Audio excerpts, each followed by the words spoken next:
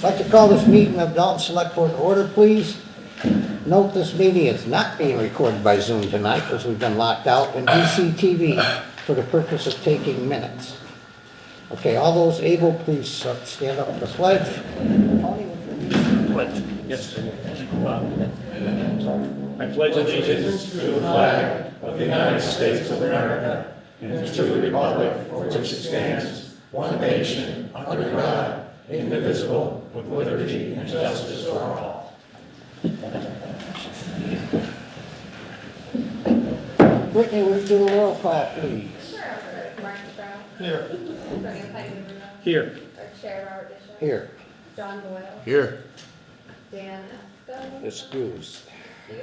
Our Town Manager Chair Williams. Here. Okay. Next, the minutes from June 30th, 2025. Mr. Chairman, I move that the minutes from June 30th, 2025 be approved as submitted. Second. Okay, a motion been made and seconded. Is there any corrections or further comments? All those in favor? Aye. Opposed? Okay, Mr. Chairman, I move that the minutes of July 14th, 2025 be approved as presented. Second.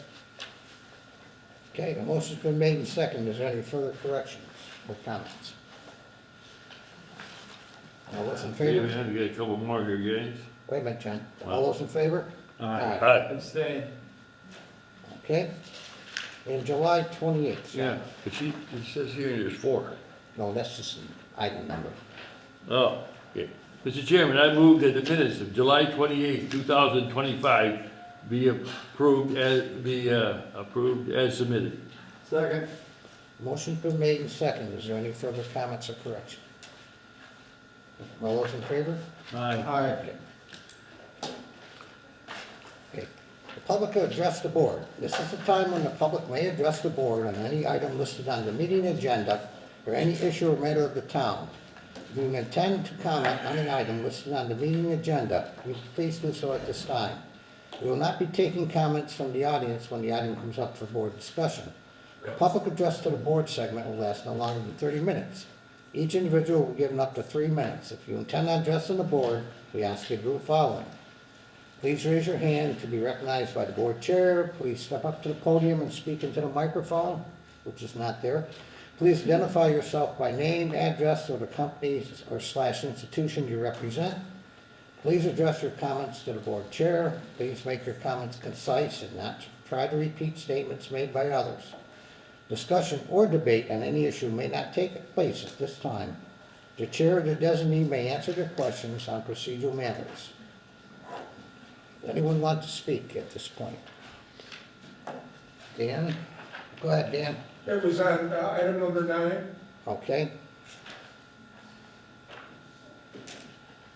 You want me to present that now? Or? Yeah, go ahead, Dan. Thank you. Dan Fillell, 36 Church Drive, Dalton.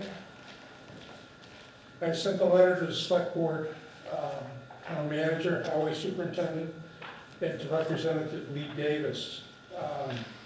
To Chairman Bishop, with the completion of Orchard Road and reconstruction and the installation of sidewalks, town of Dalton took a great step toward addressing the needs of the community.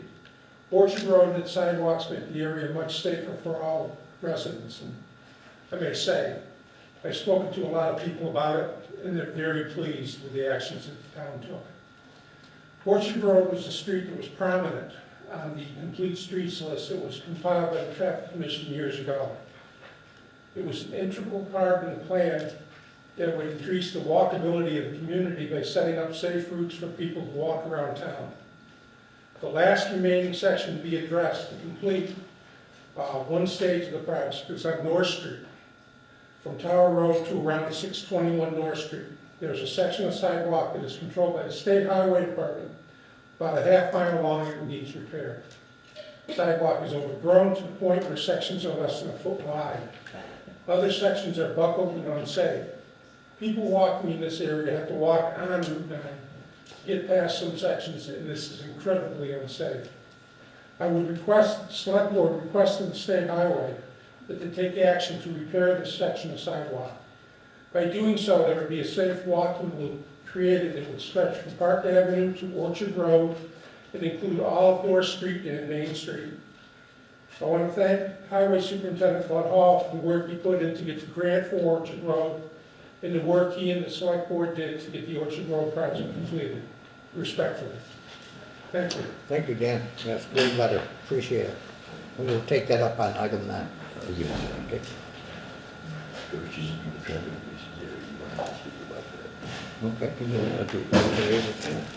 Anyone else? Go ahead.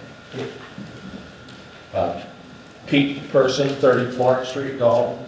I just want to, I've given everybody in this committee and other committees a hard time, and I just want to recognize you for advocating for us, for the Clean Air Commission and the citizens in general, for trying to get, working towards getting the laws enforced, the zoning laws enforced. We appreciate it. I appreciate it. Thank you. Thanks. Anyone else? Richard?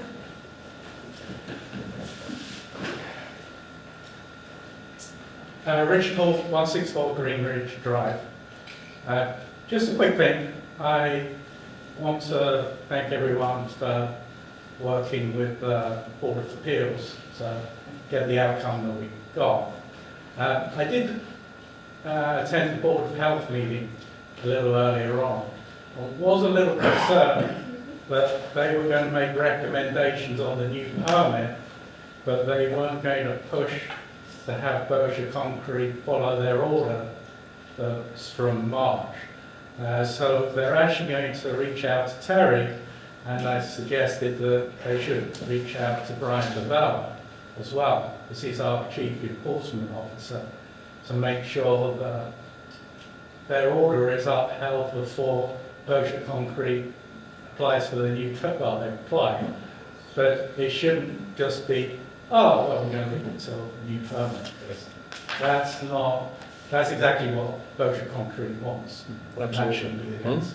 Thank you. Thank you. Anyone else? Okay. Yes, sir. Be right back.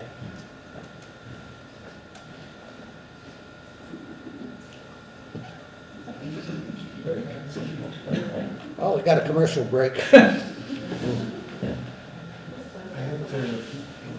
Sorry on that. Sorry, agenda for number 7. Number 7. Hi, my name is Marcy Boucher. I live at 190 South Street. I am here talking about vocational busing. I'd like to say thank you to the town of Dalton and the town manager. This has been kind of somewhat sorted out. Our kids are on the bus, back on the bus. They were on it last year. We'd like to say thank you about that. We're just more concerned about going forward, what might happen for next year. So, long story short, our kids, we live in Dalton. Our kids go to Connect, they are in the vocational program. They only take a certain amount of kids every year. And our kids were one of the lucky ones to actually get picked. They only take about 200 kids. And we were very appreciative that they even got a bus last year. And now that they're back on it, we just want to know possibly going forward what would possibly happen. Megan's also one of the mothers. 35 Gertrude. You said, so Dalton pays for the kids to be transported, is what 24 is telling us. So we have the paperwork from them saying that they actually pay for Dalton kids to be transported to Taconic. Dalton also pays their tuition, their Taconic. Unfortunately, because our kids have been school choice for so long, they can never be considered a Chapter 74 vocational, legitimate transportation child. Something happened last year. They were transported. There was some mistake. They weren't transported this year up until, thankfully, last week, the town contacted you for. There was room on the bus. The price doesn't change if the bus is full or if there's 4 kids on the bus. So we appreciate you contacting them. But we're just concerned, going forward, like she said, in the next, because they're only in 10th grade, so they still have this year and the next 2 years. How do we remedy this? We'll have an update for you on when we get to item 7, okay? What was that? We'll have an update on that when we get to item 7, okay? Okay, Thank you. all right, thank you. Anyone else? Okay, this brings us to appointments, item 6. Mr. Coyle. You gonna recuse yourself on this? Mr. Chairman, I move that Robert Bishop be appointed to the Conservation Commission effective immediately through June 30th, 2026. Okay, you got a handle, I can't. Oh, is there any discussion? All in favor? Aye. Opposed? Motion is carried. Okay, Congratulations, Bob, another job for you. yeah. Okay, Okay, Did you see my correction for the next bullet? yeah, go ahead. Did you Oh, see yeah, the correction? there's a correction. correction from. Oh. Right here. Right here. Mr. Chairman, I move that Preston Clark be appointed to the Dalton Cultural Council effective immediately through June 30th, 2026. Is there a second? Second. Motion's been made and seconded. Is there any further comments or discussions? Preston here? Hey, Preston. All those in favor? Aye. Opposed? Thank you, Preston, for stepping up. Appreciate it. Okay. Is this Daniel Sperrazza still on there? Yeah. Okay. Go right down. Mr. Chairman, I move that Daniel Sperrazza be appointed to the ADA Committee and the Dalton Cultural Council effective immediately through June 30th, 2026. Second. Okay, the motion's been made and seconded. Is there any further discussion? All those in favor? Aye. Opposed? Is Danielle here? It's not- No, but I thank her for stepping up to putting 2 hats on. That's great. Maybe a guy named Daniel. Don't know. Who knows? Oh, yeah, that's right. Daniel. Oh, Daniel, yeah, maybe. Hey, Okay. all right. Mr. Chairman, I move that Shona Guidetti be appointed to be appointed crossing guard effective October 7th. 2025. Yeah, but can we Yeah. have that today in there? Can we make a retroactive appointment? Yeah. Okay, October 7th, 2025. Second. Okay, motion been made and seconded. Is there any further discussion? The reason that was on there October 2nd, they needed to start immediately. That's right. So that's why. That's right. Okay, all those in favor? Aye, so we legalized it, huh? Yep, it's legal now. Yep. Thank you. Okay. Okay, number 7, vocational education busing concerns. Terry? Okay, so let me try to summarize this as best I can. We have students at Central Berkshire Regional School who want to take advantage of vocational education programs. And as you may know, Wacona does not currently offer any vocational programs. So we have 4 different, I'm going to say 3 different schools that we send the Central Berkshire students around to take various vocational programs. That would be Taconic in Pittsfield, McCann up in North Adams, and Smith over in Northampton. And each of them have some duplicate programs, some only offer 1 program. So again, when you are a Central Berkshire Regional student, you can apply through this, this Form 74 to go to the school if you can get in, because these schools actually have a process to admit students. And if you can find your way in, then that has to be approved, as you know, by the select board and signed off by the superintendent at Central Berkshire. And therefore, students in Dalton, each town is responsible in Central Berkshire to pay for their own students who are then deciding to take these vocational programs. So at that point in time, Dalton assumes a burden of payment to these schools in question. There's a tuition payment and a transportation payment. And it's kind of expensive. Let's call a spade. This year our budget was well over $500,000 to send the students that we send to the various schools. So there's a situation that we had over here where we have students who were always Pittsfield school system students. They started off in Pittsfield way back in kindergarten, first grade, and they stay in the Pittsfield system. And a couple of the students ended up relocating to Dalton. Now, because they've never been a student in Central Berkshire, they cannot be a vocational student in Dalton. They're essentially still Pittsfield school students. So essentially they are deemed not to have transportation normally allowed.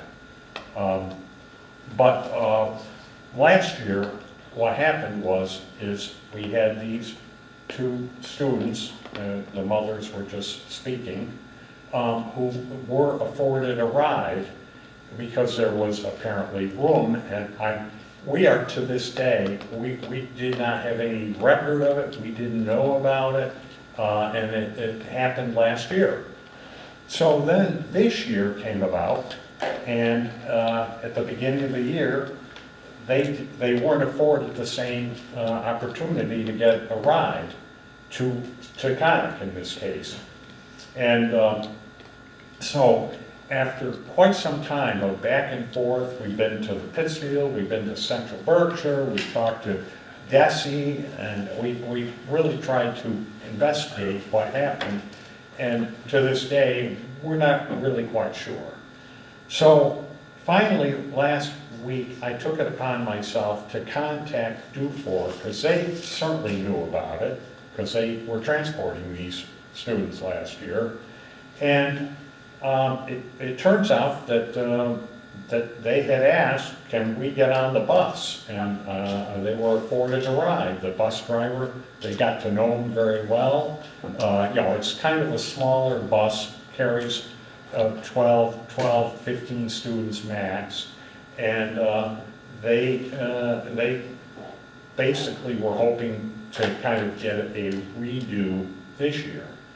Well, I was very pleased to be able to report that Dufour's, the contact I had, basically said, yes, we will afford these children, these kids, a ride to Taconic because the bus is currently not full and the bus is paid for all intents and purposes.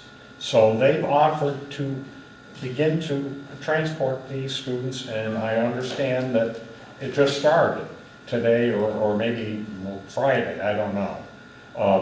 But it started definitely today. They were transported and apparently will now be regularly transported this year under the conditions, and the woman at Dufour was quite clear about this, that if students come along that are, essentially, paid for via Dalton students need a ride, then if the bus was to fill up again, then these students would not be able to get this transportation.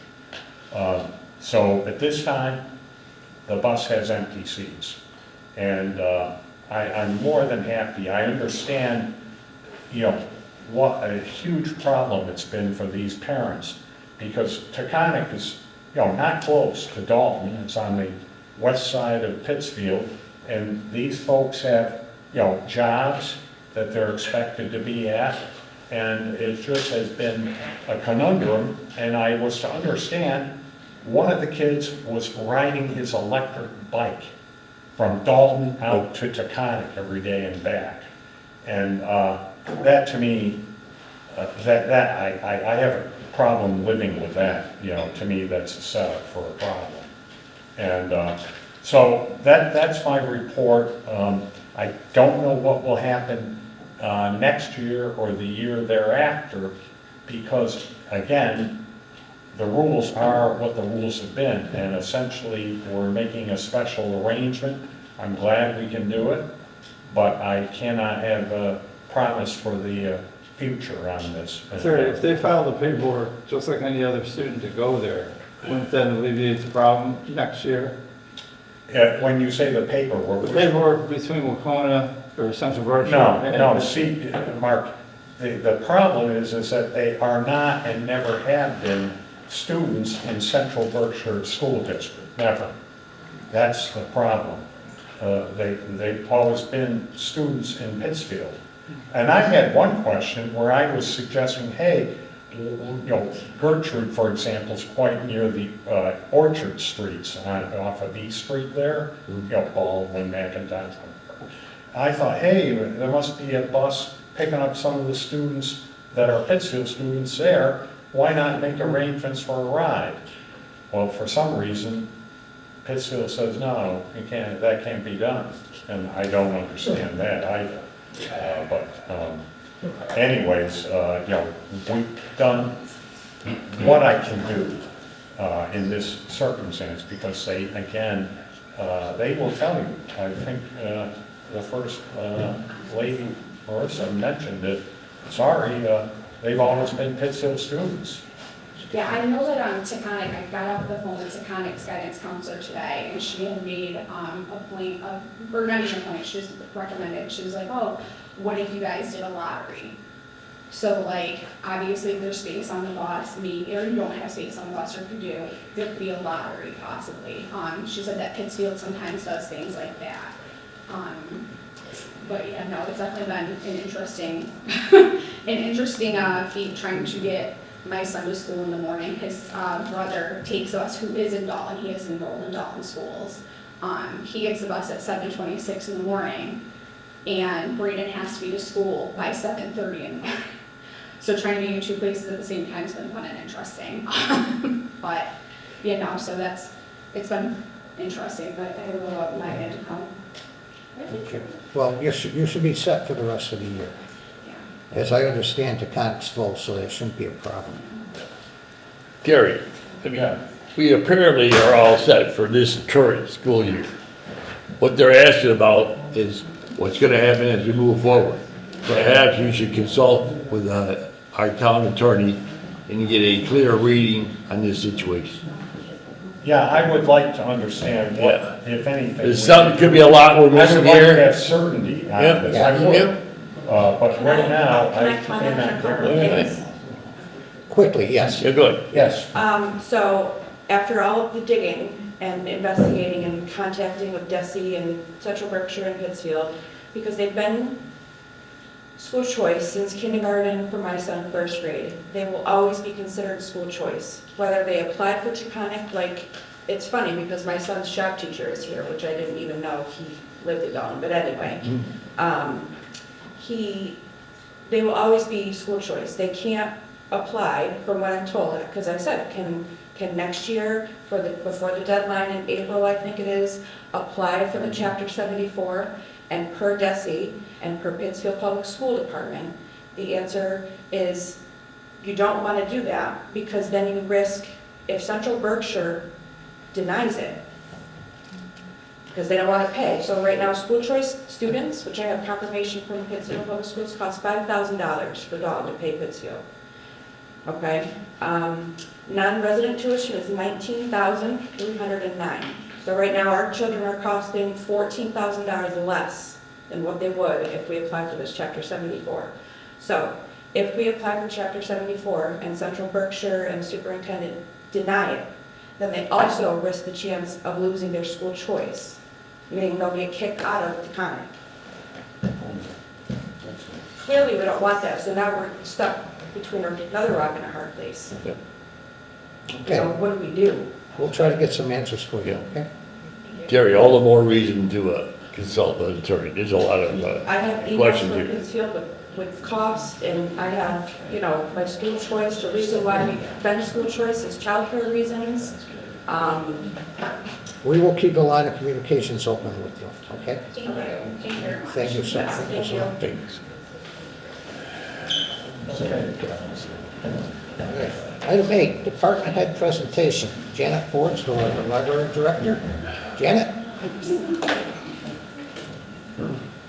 You have some interesting things going on over there. Yeah. Good evening, everyone. Thank you to the select board for inviting me to be here. Thank you to the residents, I don't know who you are, but requested this. I think it's easy to get caught up in national politics and not realize the impact that our local government has on our day-to-day lives. So I'm very happy to be here. I'm Janet Forrest. I'm a very proud director of our public library. While the Dalton Library is a town department, my colleagues and I are all town employees. We're governed by a board of library trustees, if you were, thank you. The board is made up of 9 elected officials who serve 3-year terms, and they're responsible for, among other things, overseeing and improving library spending and establishing library policies. I think most people know how library works, so I'm going to spend tonight talking about some things that you're maybe less familiar with. So some behind-the-scenes operations, how our services have evolved over the years, and also how we're funded beyond our town appropriation. When the library is closed to the public and we're not helping our patrons, a lot is happening to keep the library functioning well. First and foremost is our collection. We are made up of, the collection's made up of more than 38,000 books, 2,500 DVDs, and hundreds of other materials, including our growing library of things. Each one of the tens of thousands of items in our collection need to be purchased, cataloged, labeled, and shelved. It's also an ongoing task to repair and replace items that have been damaged or lost. We send out overdue notices and do inventories to find out what's missing or what's misshelved. And 3 times a week, we pack and unpack bins full of materials that are requested by patrons throughout our network of 165 libraries. In addition to that, a significant amount of time is dedicated to coordinating and partnering with other organizations and town departments. To name a few, the library is a board member of the Coordinated Family Community Engagement. We host regular board meetings in addition to 3 weekly programs for young children. We work directly with teachers, preschools, homeschooling parents, and other groups to organize library visits and accommodate material requests.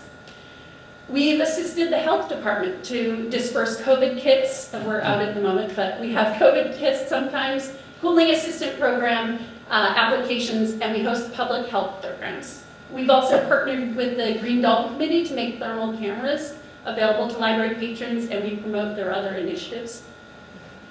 In addition to continuing our traditional mission to advocate for literacy and access to information, public libraries are uniquely suited to meet other needs.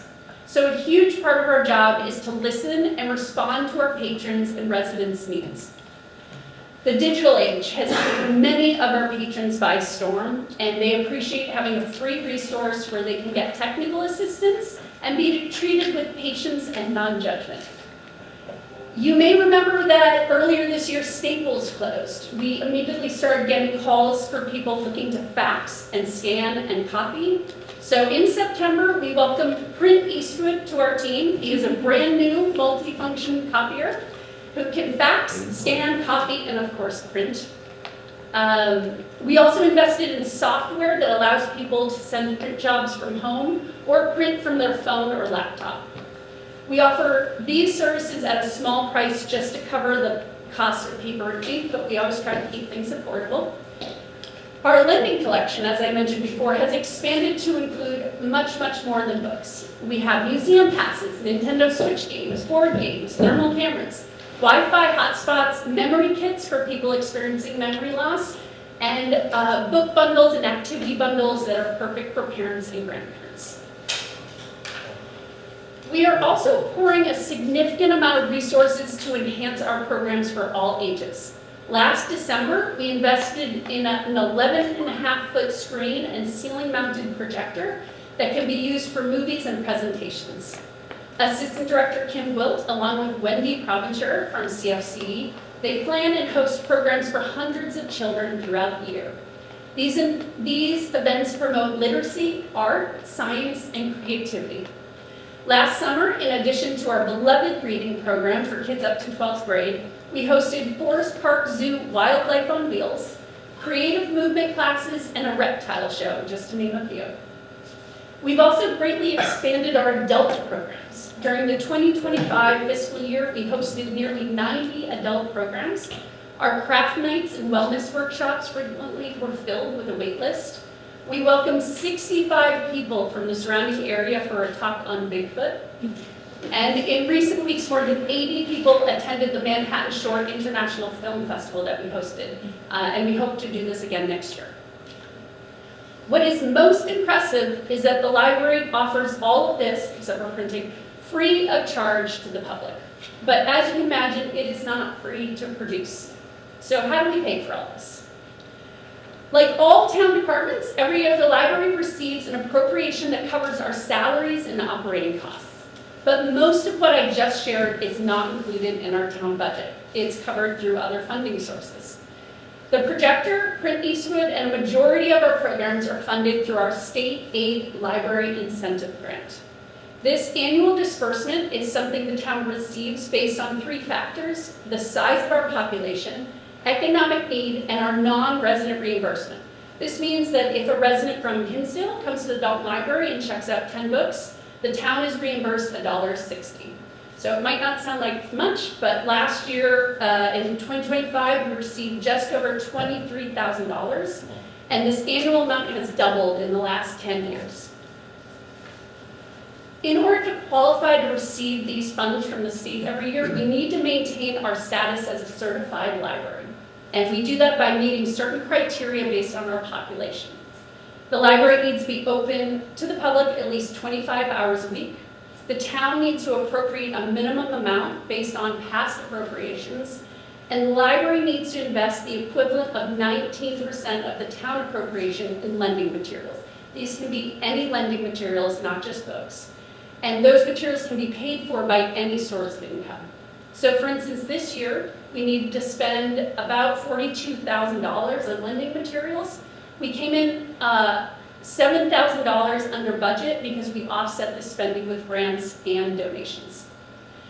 Another huge source of funding that is invaluable is the Friends of the Dalton Library. This is a 501c3 nonprofit that raises money and acts in support of the library and the community at large. The Friends pay for copies of our book club selections, museum passes, newspapers, craft materials, and other capital and operating expenses. They also financially support causes outside the library to support our public and advocate for literacy. Last year, the Friends donated $1,500 to purchase books for our public school libraries. The third major source of funding for our library is grant money. Many of the fees for our performers and presenters are funded by the Dalton Cultural Council grants. We have also consistently received annual grants from the Catherine L.W. and Winthrop M. Crane 3D Charitable Foundation.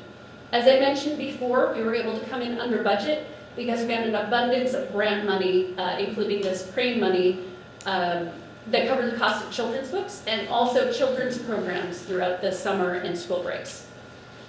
While we depend on our town appropriation to meet our basic needs, we work really hard to build goodwill within the community and apply for grants so we can go far beyond those basic library services.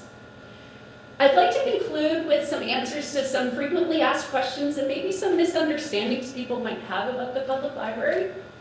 We are not a shame-based institution. We don't shush people. You don't have to tiptoe through the library. You're allowed to use your normal speaking voice. We no longer charge late fees. As long as you bring the materials back in good condition, we're just happy to have them back. So if you're hoarding some overdue DVDs or books, just bring them back. We do still charge for lost or damaged items, but we really try to be reasonable, we understand things happen, we only charge what it costs us to replace it. If you come talk to us, we'll sort it out. So please don't abandon the library because you lost a book.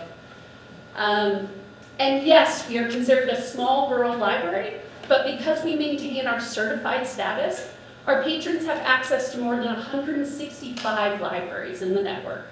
If we don't have what you're looking for, there's a good chance we're going to be able to get it for you. And this status also gives you access to ebooks and audiobooks. So if you're paying for Audible, if you're paying for Kindle, come on down and get a library card. You can access a lot for free. And if you haven't stopped by the library recently, this is your invitation to come by. We're really proud of the work we do, and we want everyone to be part of it. Thank you. Thank you. Thank you.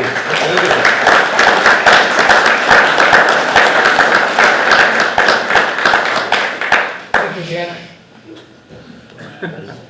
Yeah. Okay. Okay, number 9, North Street sidewalk. We received this letter from Dan, which was a really well-written letter. I think we ought to do something about it. Should we have Bud investigate this and contact? Yes, definitely, absolutely. Yeah. I think it's well worth it, and Bud needs a letter of support. I think we should give him a letter of support. Yeah, absolutely. Is Okay, that something you vote on? yeah. Could somebody make a motion? Mr. Chairman, before we vote, but the chairman of the traffic commission is here, and he has some insight on this issue. I think we should hear that first. So Joshi? Should have said it in the beginning. Yeah, well, he was talking to me. I didn't know whether we wanted to address it directly at this, so I was hoping to get an invitation to speak. We didn't have a quorum at our last traffic commission meeting, but we did have a discussion about this letter. And I had taken a look at the sidewalk, and it appears that last time that road was paved, or cleaned up, and the state didn't do any work on the sidewalk. And through Complete Streets, and I believe the state still has a Complete Streets program that they participate in. And we may have some leverage, being the traffic commission, and we administer the Complete Streets program. Through that, maybe we can open a discussion with the DOT and see if we can get them to move in a direction to get that sidewalk straightened out along that area. With the blessing of the select board, I'd like to have a discussion on at our next traffic commission meeting to maybe try to move along the letter and such down to the DOT. We'll probably go with Francesca Hemme, the director. Yeah, go for it. I would think so. Is it our sidewalk? Responsibility Well, of our sidewalk or the state? It's a state It road. is indeed the state's sidewalk. We want to make sure that, considering there's a Complete Streets program, it actually shows up on when we did the Complete Streets program, as Dan mentioned a few years ago, it does show up on the grid that is one of the sidewalks that we wanted to give attention to during Complete Streets. Well, of course, we went with some others that work out very well for us. So we would be able to use that as a listing for getting that work done. The kind of the critical part is there's a small part at the Tower Road North Street intersection. There's a small piece of it that kind of cuts out underneath the trees instead of continues along the edge of Route 9. That seems to be the most problematic area. That's badly overgrown, the trees are kind of hanging over it, and that kind of thing. And then other parts up toward Anthony Drive, I think it is, up in that area, the sidewalk narrows down, as Dan mentioned, to about a foot wide. So I took a look at it, and quite frankly, it is pretty deplorable as a sidewalk. And the other thing that we would have to advocate for is a crosswalk to go from the north side of Route 9 across to the south side of Route 9 over to Orchard Road. So hopefully we can turn some heat up and let them know that we're paying attention. I believe at some point soon, I don't know when, and I could talk to Mark Moore at DOT and find out if there's any timeline for a plan to pave that road and if they could build that into the project. Okay, thank you for your help. I got a couple questions. Go ahead, Johnny. Bill, has the Mass DOT District 1 ever shown a dispensation to correct sidewalk problems adjacent to their highway system? They have, I don't know the specific cases, but generally if people raise concern and show the need, the DOT certainly will look at it and further, if they find that it's a need that can be addressed, they certainly will. They've been very proactive in probably the past 20 or so years with that from the time, of course, that I spent with DOT as well. So they definitely want to move in that favor without a doubt. I would just like to mention this issue. I was recently attending a event at the funeral home on East Main Street. I forget the name. Used to be Foley's years ago, but now it's something else. Derry? Derry, okay. And it was a large event, and there were several people outside. And they personally buttonholed me about the condition of the sidewalk there. And I said I would look into it with the DOT, District 1, and I did. I wrote a letter to Miss Hemmings, and she wrote back and said, she's the director of District 1, and she wrote back and said, John, I'll look into it. Now, that was 2 months ago. I tried. Anyway, the North Street has problems. I agree with you 100%, and hopefully we can do something. But so does the section on East Main Street. Okay. You might look at that, right in front. And I particularly pointed out that Dalton being an aging community, sidewalks are a special issue with us. Yeah. And she agreed, but she said she would look into it, so. Yeah, well, we'll see we'll go down and see how far she's gone with it. I'll see if maybe I can get a face-to-face meeting with her. Yeah, you know you're waiting down around I've now. known Freedom for years. Yep. Okay, thank you very much. Thank Thanks, you. Bill. All right. Okay, motion? Yeah, motion to, Mr. Chairman, I move that we write a letter of recommendation on this issue to the superintendent of streets and sewers and sidewalks and parks to elicit a solution to the best of his ability. okay, motion been made and seconded. Is there any further discussion? All those in favor? Aye. Opposed? Okay. Thank you, Dan, if you're still here. Okay, number 10. Review of the Select Board Policy and Procedure Manual.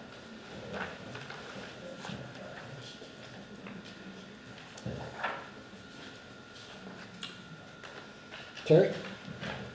Yes, so we should thank Tony for getting this underway, and then Denny immediately left. So I worked with Tony, and we named a ad hoc committee, which is quite convenient. The ad hoc committee was made up of really some great folks here. Dan Filio, Mary Cherry, and Dave Waslewski. And Tony sat in at the beginning, and then I was there at all meetings. And what we did was identify what we thought were a couple of good other select board handbooks around the state. And we must say that we kind of settled on Williamstown as being the best example. And so we basically took time and carefully went through that particular document and crafted it with an eye towards Dalton, and then brought in other books where we would just take a bit from it and add it in where appropriate.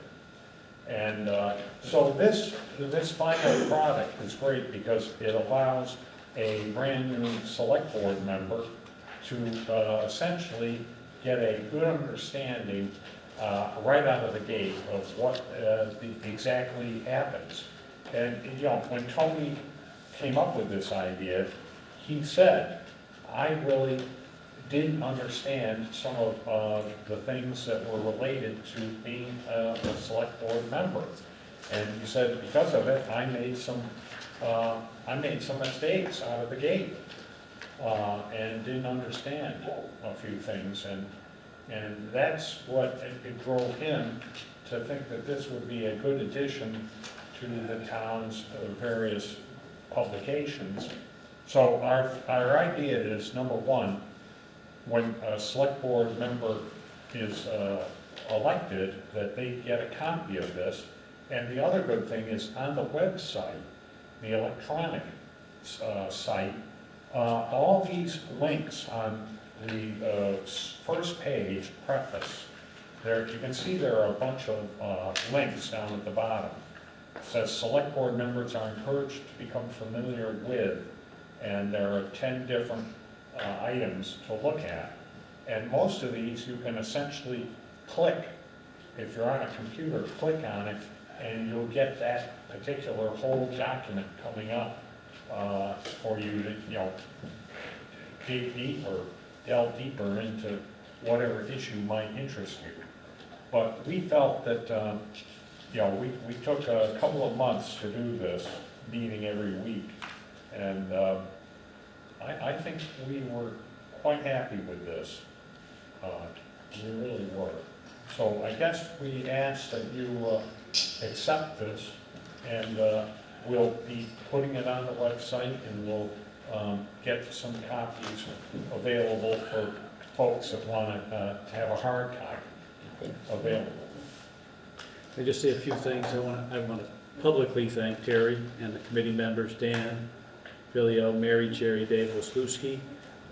It's a 9-page front and back document. It's not overwhelming. The links that Terry mentioned, very straightforward in terms of the MMA, open meeting laws, conflict of interest laws, Robert's Rules of Order. So I want to thank the committee for carrying the water here, so to speak. And I hope it improves our town government. I want to be clear, this is not binding. None of us here are bound to this. It's a guide, it's guardrails, but it's a good start in terms of prospective select board members and current select board members. And I would hope that a copy, as Terry said, would be kept at town clerk's office for anyone considering running for the select board, and for the members of the select board, and for the public. So thanks. Okay, with that, I'll entertain a motion to accept. Mr. Chairman, I move that we accept the Select Board Policy and Procedure Manual as presented. Second. Motion been made and seconded. Any further discussion? Just a couple of things, Tony. I mean, there are things you cite under the board powers and duties that are locked in stone. They're not recommendations, such as we have the authority to appoint a town manager, town committees, and other things. So some things are absolutely etched in law, and most of it is just a guide. Yes, you're right. Right.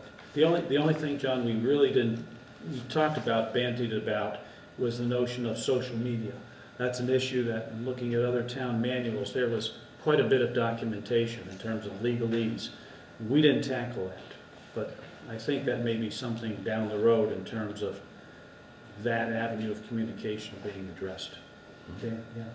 Yeah, I think this is excellent and easy to read. Thank you. Dan? Excuse me. To the points, both John's and Tony's, what we try to do is make a handbook that somebody could look at and get an idea of what you need to do, what you need to know, if you wanted to be a member of the select board. The items that we discussed were, it was so much more information that could have been added into it, and then you would end up like with a book like the MMA regulation, which I believe is 49 pages. Yeah. We wanted just a general handbook that somebody could look at and get the general idea of what you need to do and initiate their interest into asking questions and to talk with other members of the select board, and look into these items and move forward from there. Okay. It's always something that can be added to, taken away from. Well, that's a great starting point, so. We're very pleased with the, what we came out with. Yeah, in looks the good. meetings. Thank you. Okay. All those in favor? Aye. Oh, thank you again. Yeah, it's great. Okay. Number 11. Oh. Request from Warner Cable, not Warner Cable, Spectrum. Community The Cable. request, yeah. To transfer the licensing fee that the town receives to the community cable, community cable board. I move that we transfer a sum of $36,230.65 to the community cable board. Okay, motion been made and seconded. Is there any further discussion? Just why are we doing this? What's, With the town gets paid by Warner Cable or Spectrum. It comes to the town. This is an interesting one because, you know, it's actually, if you read the letter from particularly Charter, they kind of realized that apparently they'd underpaid us. And something about gross revenues as defined in the license, they hadn't done it right. And so this was actually a kind of surprise payment, if you will. And the way it works is they always pay the town. Right. And then it's up to the town to make a transfer, essentially just goes through the town's books, right back It's a out, pass-through. and is sent over there, and they use this money for, you know, usually equipment and, well, they, believe me, they want a lot more because their equipment is really, you know, and the next number on the agenda will speak to that, but consider this kind of found money. You see, it says a fee on fee adjustment. And, Gary, you're right, that on the amount. Traditionally, it's in the mid to central 2,000, 25,000, 26,000, 27,000. This amount is 36,000. It's a substantial departure from past. So it might be, they made an error and it's a catch-up fee. And if it is, it'll probably revert to the former amount next month.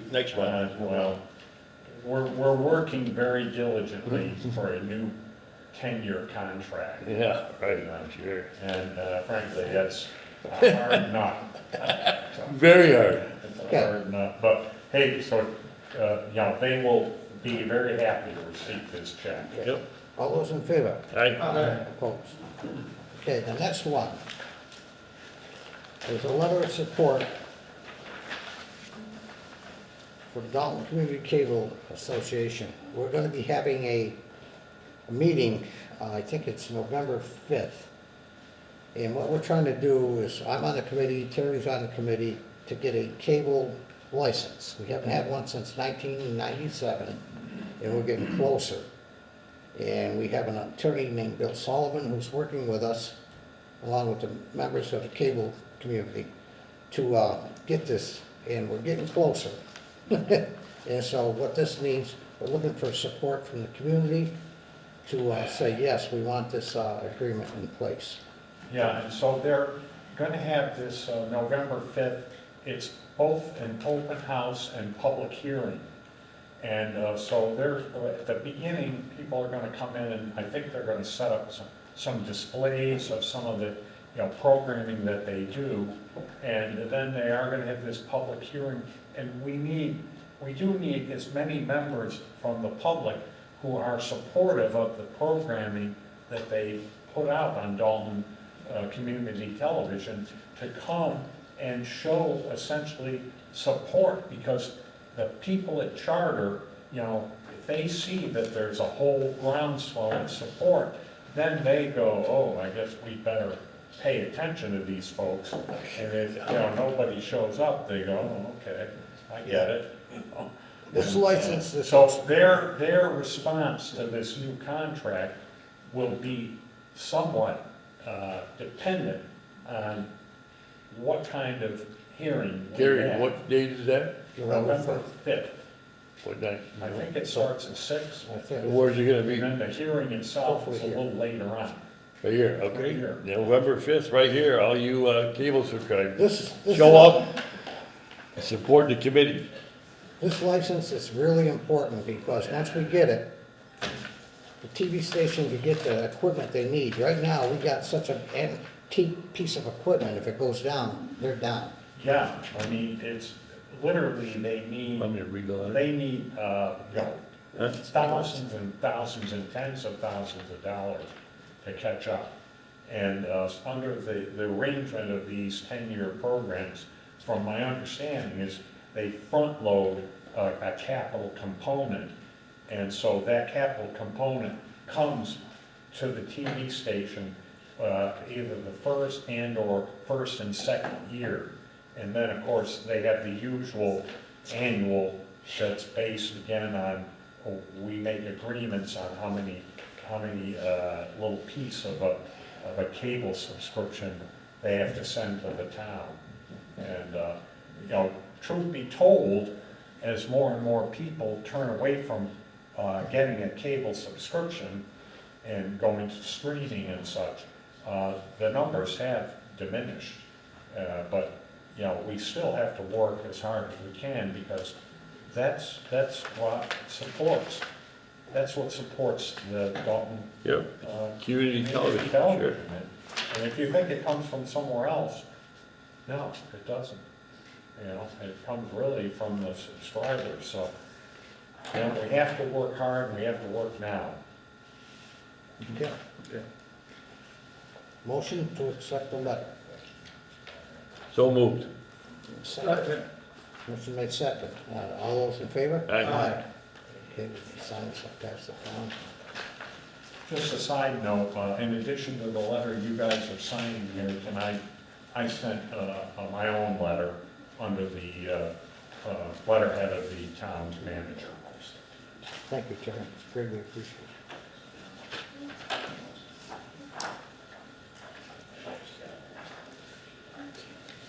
Okay, Tony, are you done with that? Sure. Okay, Clean Air Committee update. Terry, you want to start? You want me to start? I would just say that we come to the conclusion of a list of conditions and rules under which we would like to see the new special permit adhere to. I know that Dennis Crockwell has done an amazing job of kind of bringing all this information together into one spot. And the role of the committee is, you know, really been pretty much fulfilled by doing this. And now we're going to take that document that Dennis has put together. Again, it was a collaboration of the Dalton Clean Air Committee and many of the people that sat in on the meetings, giving their ideas and suggestions. And we kicked them all around over the period of you know, many weeks. And we've reached this final product, which is and I have to say, a starting point. And we hope we can, you know, get most of these into the special permit. But we've been told to be careful because they must be all reasonable and enforceable. That's one of the rules under which we are having to operate. So as the planning board now gets this document officially, they're going to be working with Berkshire Environmental, and they're gonna be working with our attorneys to kind of get this thing honed and ready for, again, the public hearing is on November 19th. And at that point in time, it'll pretty much be engraved in stone, the final product, and BCC is gonna, have to accept, I think, some things that they might know otherwise want to do. But I've been very pleased with the output after many, many weeks of meetings. Tony? Yeah, again, I want to thank David and Lisa Pugh. David was the co-chair in my absence. The entire committee, Dennis was here tonight also, Richard Hall, of course, Nancy Hopper, the BOH chair, and John Boyle, the select board, and of course our town employees, Yanko, among others. The document is complete. Yanko has it. He'll be presenting tomorrow evening to the planning board in terms of our recommendations and the format. So we're on the right footing. I just want to bring people up to speed. I talked to David, talked to Terry, and this morning I talked to Mark Simpson at the DEP. And the DEP is very much in tune with what's going on in Dalton. They are working with Berkshire Concrete, and on November 18th, Berkshire Concrete is to address concerns and questions that are outstanding that the DEP has posed in terms of their equipment and operations. So I spoke with him. I also mentioned the notion of Park Avenue cutting through what's known as an environmental justice community, and if there's leverage there in terms of dealing with BCC and how that would impact cutting through Park Avenue in that community. Today we also, David and I and Francesca and Scott from Air Partners met, and we're on our way. This Saturday they're coming out, and Terry, for your information, we will request permission to enter Berkshire Concrete. We had a verbal agreement with Mr. Patrica when we met last to take some sand samples. We'll also have sand samples from the neighboring properties in the past. We're also going to establish 4 air monitors, 1 upwind and 3 downwind. The 1 upwind, and again, Terry, at the shooting range, the police shooting range will be the upwind site. So hopefully Saturday we'll put it there. 3 residential properties, 2 directly affected, 1 slightly farther away. Air Partners will hopefully establish some real-time data in terms of particulates blowing across. People will have access to this on the internet. When I spoke to the Board of Health before the meeting this evening, the Board of Health is looking for direction, and hopefully we can coordinate that data with the Board of Health in terms of establishing thresholds of quality air standards, where indeed there's an evening where the monitors record. These monitors will be over a period of 9 months, by the way. We'll have a midterm report and a 9-month report, but the data will be ongoing and continuous. But hopefully we'll establish thresholds, and we'll note that this particular evening, it was a terrible evening in terms of particulate matter, etc. Hopefully the Board of Health, with guidance from Air Partners, will allow us to report this via the internet. So people would report, this evening or this morning I found this, pictures, etc. So we'll have data to back up public nuisances, which in effect the Board of Health initiated to shut down operations at Berkshire Concrete. Again, the planning board will take our recommendations. Our attorney will get back to us in terms of, as Terry said, what's reasonable and enforceable. Hopefully we can settle this with honey and not vinegar, but that's yet to be determined. So we are getting our legs beneath us. We're establishing some footing. And so patience is in order here, but we are making progress accordingly. And today we just met with a litigator in terms of KP Law.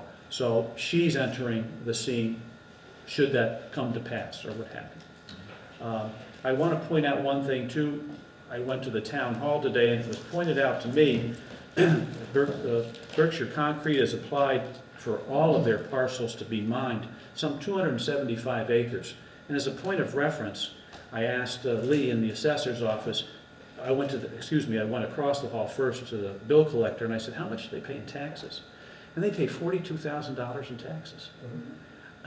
And I said to Lee, Lee, I can't quite understand this. I mean, this property has to be valued at so much more, given the mineral rights. So he said he'd investigate, and that's a good thing too. But it's sort of unconscionable to me to think 275 acres with the value that the mineral rights have is taxed at such an amount, and that includes the fire district tax also, by the way. So doors are opening, and hopefully we'll get answers, and hopefully we'll deal with this directly and to the benefit of our public in terms of safety and. We have one more thing, John, too. Well, I want you to incorporate this, Oh, yeah. that this hearing on November 9th, which is 19. 19th, the big kahuna, so to speak, is going to be held at Estes at 7 p.m. Yes, that's right. Estes Junior High. And we have one last thing.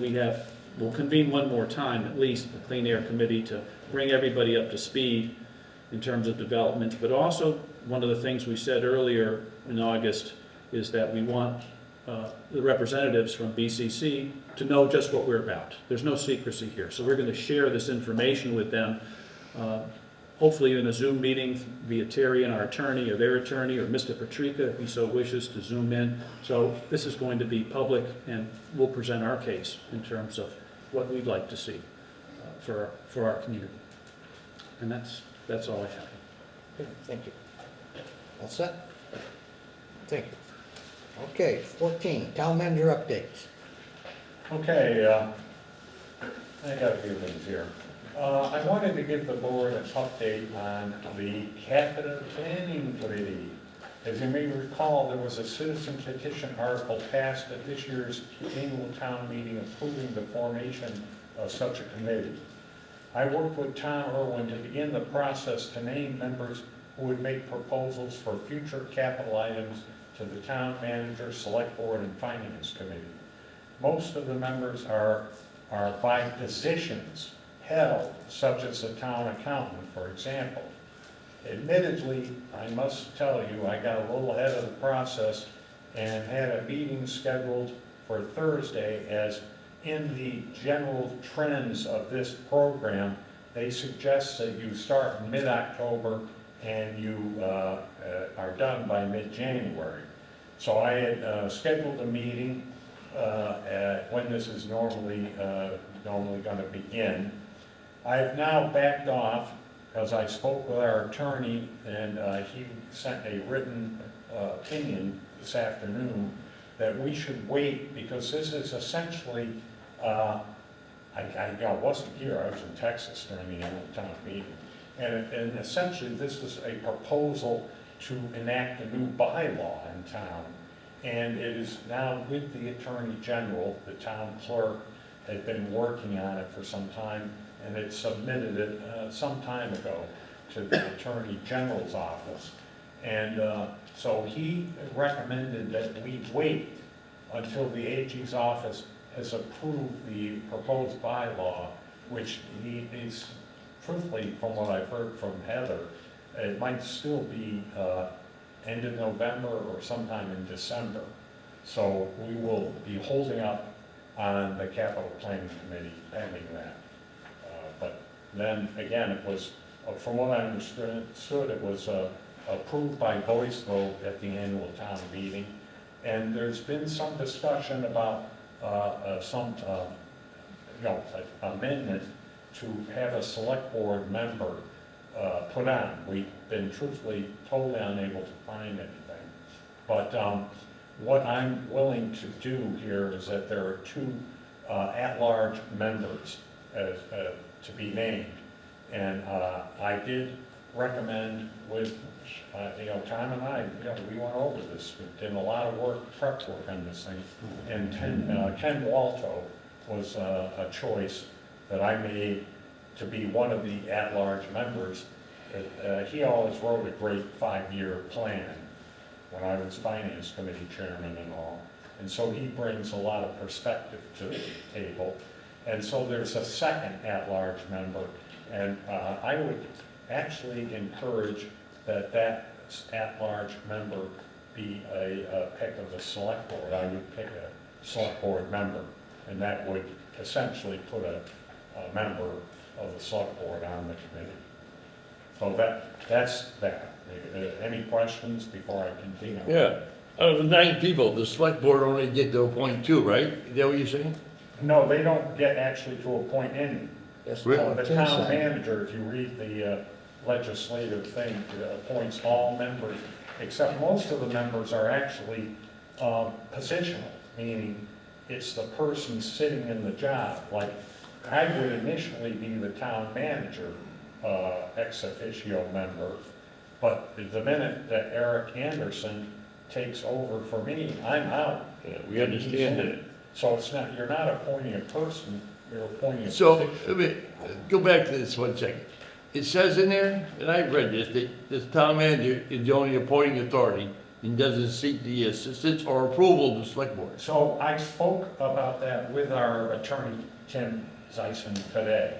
And Tim did say that if it's traditional to have these appointments essentially rubber stamped by the select board, they can do that in a meeting, and maybe they should be doing that. But he actually said it's, under the way this is written, he said it's actually not necessary to do that. But he said if it's traditional in the town, then they should probably do that. Well, I for one don't believe the select board is a rubber stamp. No, I'm not saying. You it just is. said it. Well, Yeah, okay, I got the drift. I think though, and I'm coming in I late don't mean a on rubber this, stamp like I think the town manager took it upon himself, given the outline of the capital planning committee, to make those appointments, John. I remember a town meeting that, what I recall was that was the prerogative of the town manager. Not to say that we don't have input, but basically, we have a town manager form of government, and this is one of the appointments he made. Much like the ad hoc committee, he made the appointments, and we look at them and question them, and Under the Town Manager Act, the town manager makes recommendations, the select board votes approval. That's pretty clear. So obviously, there's a stark deviation from normal policy. Yeah, again, I did not write, I was not involved in this petition. I can only tell you what it said and what the attorney told me today. I don't understand that. And the other thing is, by the way, this is considered to be a very necessary thing under my old employer, the Division of Local Services of the Department of Revenue. I have it right on my desk, where they wrote a report 2 or 3 years ago and recommended, among their recommendations, that we have a capital planning committee. It makes sense to have this committee, which is then, information is passed on. They're advisory only, that's all they do, make advice, and they advise the Finance Committee, Select Board, and Town Manager what maybe they should be looking at with specific years they go out. 5, 10, even 20 years they give them. Some look forward to, needs of the town so that it can be planned in a way in which, the money is best appropriated and spent. And the various buildings like this building, 10, 15, 20 years out, we got to be thinking of maybe doing some retrofitting in here. As it is, the Green Committee is planning on doing some energy efficient changes to the way we heat and cool this building, just as an example. So, I apologize for if there was confusion on my part. I should have maybe kept the board a little more apprised, and so anyways, it is what it is. I was upset to the fact that this board was heavily criticized when we picked the town manager's search committee, not being open and not having people put in for it. Now, I honestly believe that should have been sent out to the public for people to apply for. But, and Mr. Irwin was part of that. He was one of our biggest critics, yet he and you met in secret, basically, and just developed this thing without us even knowing about it. Great. Yeah. And, I mean, where's the openness on this? Okay. Oh. Okay.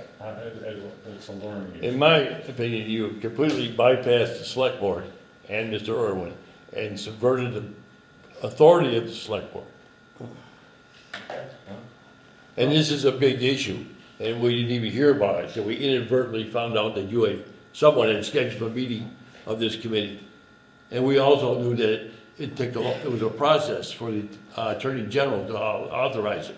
And we didn't have no notification that it happened. So there shouldn't have been any That meeting it was sent scheduled. to the Attorney General's office? Yeah, You weren't aware of that? no. Well, I think the way. No, I was aware that it went there. I wasn't aware it had been approved, and it It hasn't hasn't. been approved. Huh? It hasn't been approved. Then why are you scheduling the meeting then? I thought I just explained it. Yeah. No, you didn't explain it to me, it's all right. Cancel. Okay, let's move on. Okay, Terry, go ahead. All right.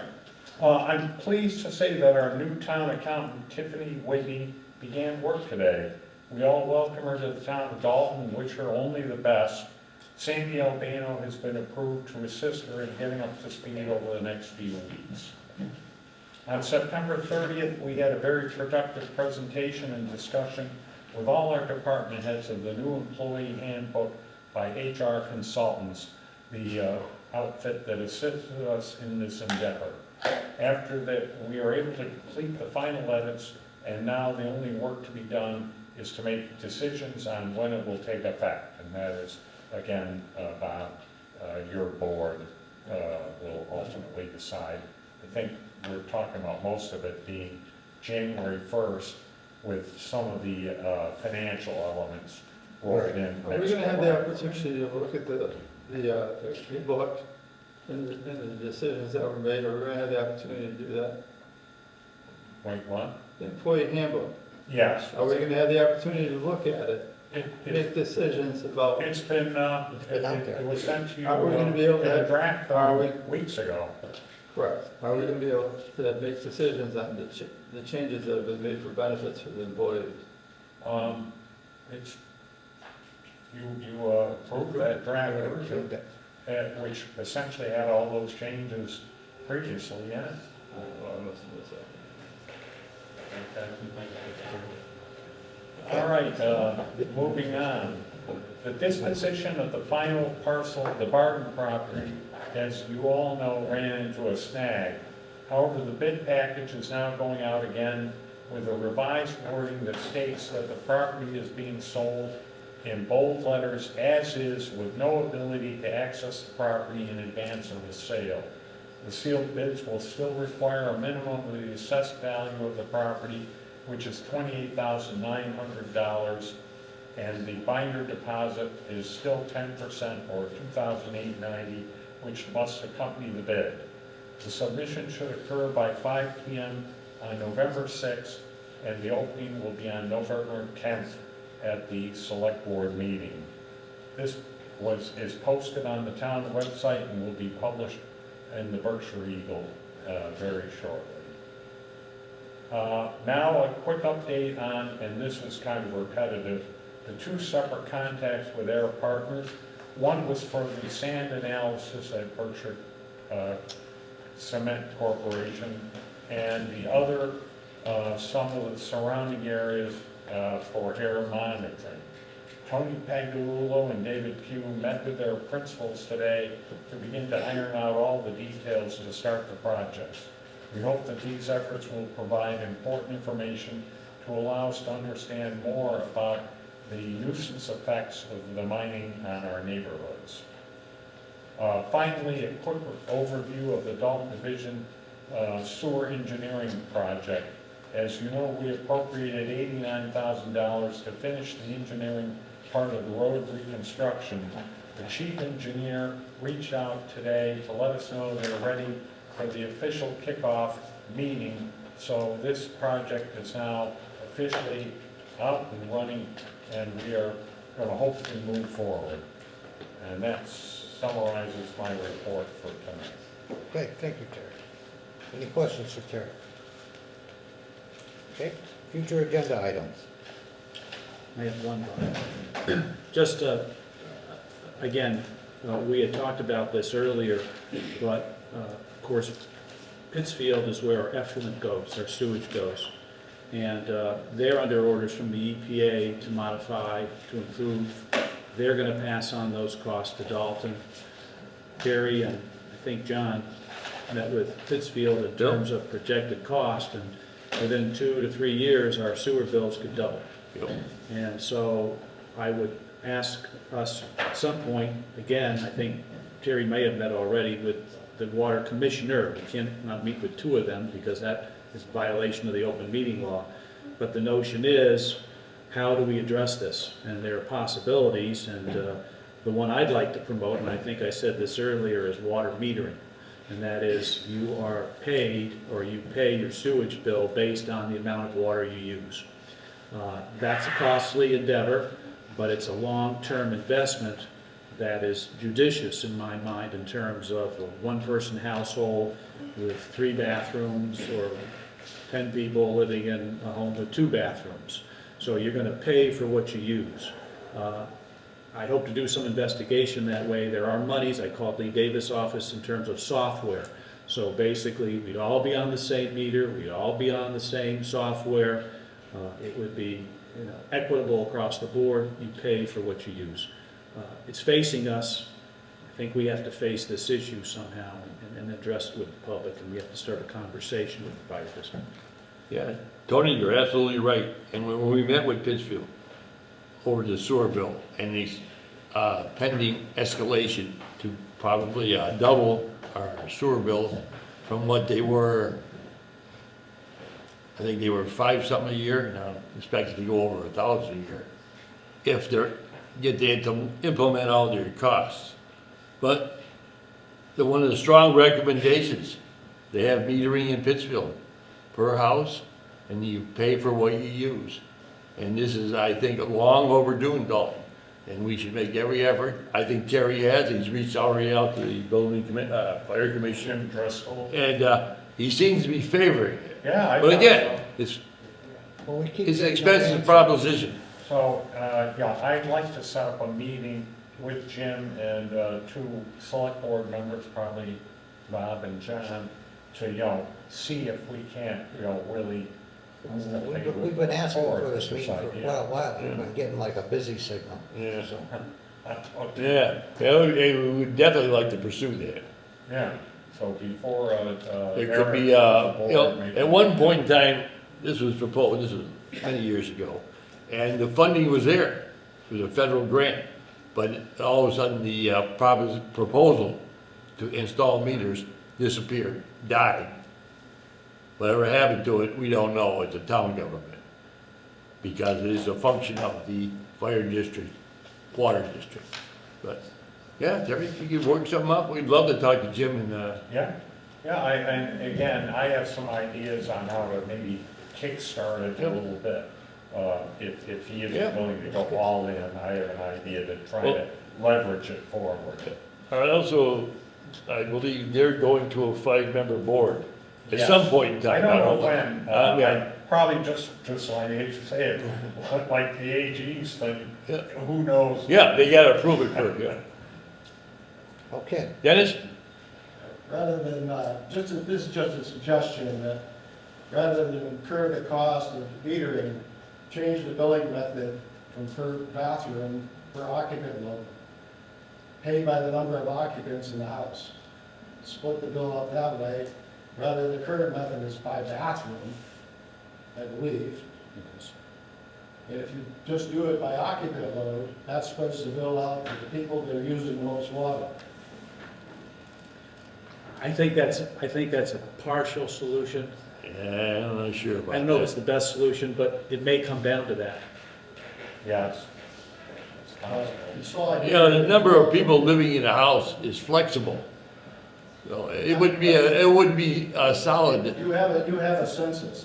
Simple.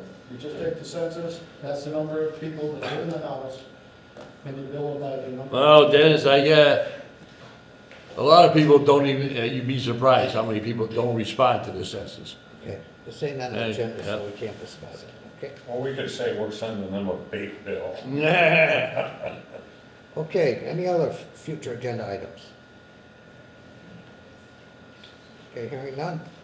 Items not anticipated 48 hours before the meeting. Remarks of the select board. Any? Okay. Leads us to announcements. It's raking season again. Please don't blow or rake your leaves into the streets or adjacent water bodies. Yard waste such as leaves leach nutrients into storm water runoff and contributes to water pollution. Don't forget, you can bring your leaves to the transfer station for composting. You can also help the DPW staff to prevent flooding by keeping any storm drains free of leaves. The Dalton Board of Health is looking for 2 board members. The board meets the second Tuesday of each month at 5:30 p.m. Board members may attend the meeting in person by Zoom. The Board of Health works to prevent and control diseases, educate the community, and serves as a contact for public health issues. Please notify the Dalton Board of Health at 684-6111 if interested. The ADA Committee and the Conservation Committee are also looking for volunteers. Please visit the town website for more information. The town currently has the following employment opportunities. DPW motor equipment operator. Please visit the town's website or contact the town's manager's office for more information. Dalton's official meeting postings, agendas, and minutes can be viewed at mytowngovernment.org/01226. The next meeting of the Select Board is scheduled to take place on Monday, October 27th at 7 p.m. at the Dalton Senior Center with an option for remote participation. Bob, you wait.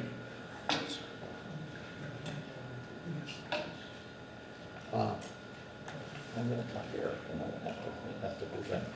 Okay, motion to adjourn. I just, before we adjourn, I say one thing. Yep.